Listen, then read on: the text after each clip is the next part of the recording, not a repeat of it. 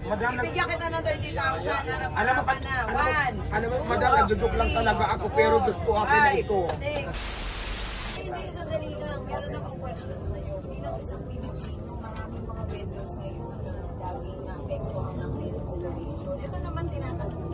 Sige. Ano ba yung masasabi mo, advice mo sa kanila? Then syempre ako nakita ko yung kawalan na. Ako kasi bilang isang street food vendors na nasa kalsada lang, ang tawag kasi sa amin before is illegal vendor. So ngayon napakahirap ng buhay ng isang vendor na basta na lang kinikliring. Kasi ako talaga, maraming business talaga na lumaban sa mga clearing operation. Ang nangyayari kasi pag may clearing, lahat ng maabutan nila kinukuha. For example, di ba, nangutang ka na sa Bombay, namuhunan ka ng mga pagkain, at tinda pagdating ni clearing, bigla lang ang abdutin, tapos yung mga paninda nyo, nagkatapon-tapon, hindi mo na pagkinabangan, tapos yung mga lamisan, yung mga panin, hindi na babalik yun? O hindi na babalik, nakukuha naman, pero minsan sira na kasi naghahatakan kayo sa dami ng tao ng clearing operation. So madalas mangyayari sa akin na experience ko talaga.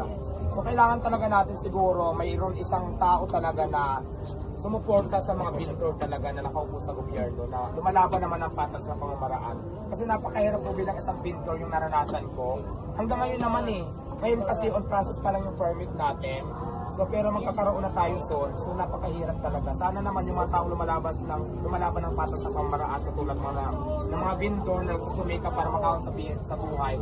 Sana ang panalangin ko na hiling sana na magkaroon talaga ng batas na tulungan yung mga tao kung hindi man doon sa pwesto nila, mabigyan ng pwesto para tamang lugar o para hindi naman sila nai-stress, hindi kami nai-stress kung saan kami maglalatag, kung saan kami pupunta, kailan kami clearing, di ba kailan kami tatakbo. Yung mga gano'n, yung medyo komportable ang lahat. Yung sana ang panalangin ko na magkaroon tayo ng batas na gano'n para suportahan ang lahat ng vendor na nasa kalsada, maliliit. Kasi base sa experience ko talaga napakahirap na sitwasyon na ganyan. Mabuti nga talaga ako, talagang naging mindset ko talaga dyan is mag-ipon. Kasi ang daming business ko na clearing na malulugi ako ng matangay yung ilang lamisa ko, ilang upuan ko, ilang payong ko. Tapos yung mga paninda ko na binili ko, kaluluto na nagkatapon-tapon. Hindi mo naman pwedeng pulutin yan ulit. Tapos i-serve mo sa mga customer. Automatic na yan, nalugi ka na doon. Plus, sasahod ka pa sa mga taong tumulong sa'yo magligpit, luncheon sa nasahura. Kaya pag nangyayari yan talaga napakahirap. Ang laki ng lugi talaga ng isang namumuhunan. Mabuti na lang kamo talaga, mabait lang si God. Kasi nung mga time na yun, may ipon na tayo konti. Kaya nagtuloy-tuloy dahil pag natangayan tayo ng payo, nakakabit tayo ulit. Paano nga kung dumating sa point nangungutang tayo sa Bombay? Paano tayo makakahulog? Paano natin mababayaran? Paano tayo magsisimula ulit? Wala namang papautang sa atin kasi yung utang pa nga natin, hindi pa bayad, tapos mangutang naman tayo ulit. So, napakahirap talaga, kaya sana magkaroon talaga tayo ng yun nga. Kasi siguro naman nakita nyo kung paano ako makipagbardagulan sa mga clearing. Lagi akong viral na gano'n. Kawawa talaga. Kasi dito pa naman may parang may mga palakasan. Yung iba dahil malakas sa ganito ganyan, may kakilala. Basta parang gusto ko maging patas lang sa lahat. Maging pantay-pantay yung tingin.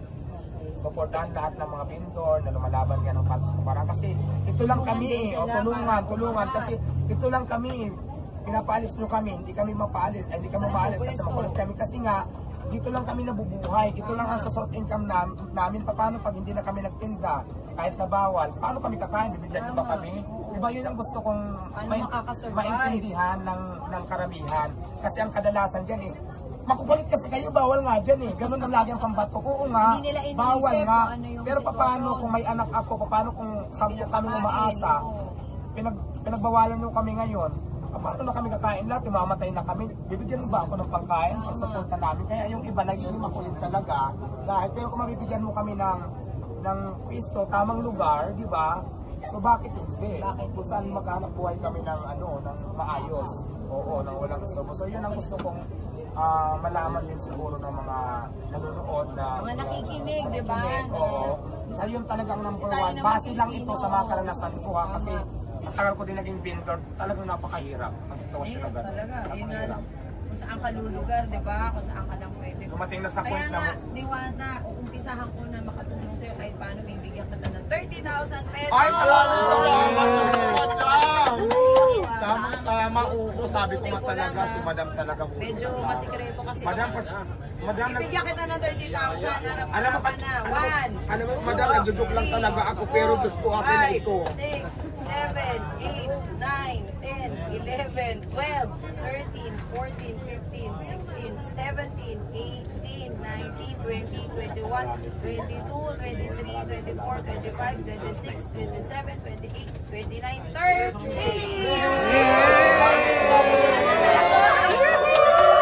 Bilang example lamang na tayong mga Pilipino ay walang pinipiling dapat tulungan. Kundi dapat pag nakita natin na nagsisikap, tulungan natin. Dahil ito lang yung paraan para lahat tayo makaangat.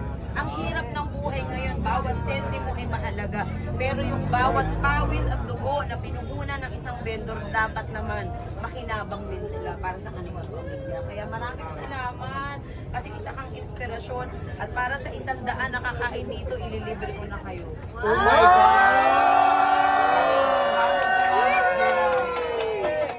Maraming salamat din sa iyo, madam. Katagibiro lang talaga ako kanina mamumutang ako. Pero alam ko naman marami kang pera sa tagapin ko na dito. Maraming salamat talaga. Sa 30,000 talaga. May pera na ako, may pandagdag na ulit akong puhunan. Para sa 100 na kakain na, libre ko na. Ayan! Ayan, palagpakan naman natin si madam. Maraming salamat sa iyo, madam.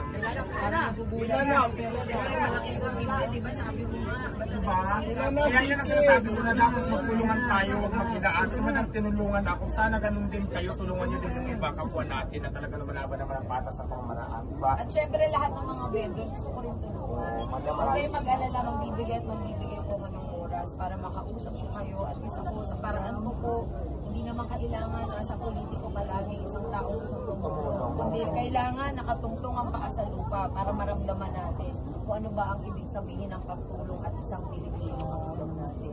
Magandang hapon ulit sa inyo. Sana makakain na ako ngayon. Sige na, magmadali na Kasi meron na akong tubig.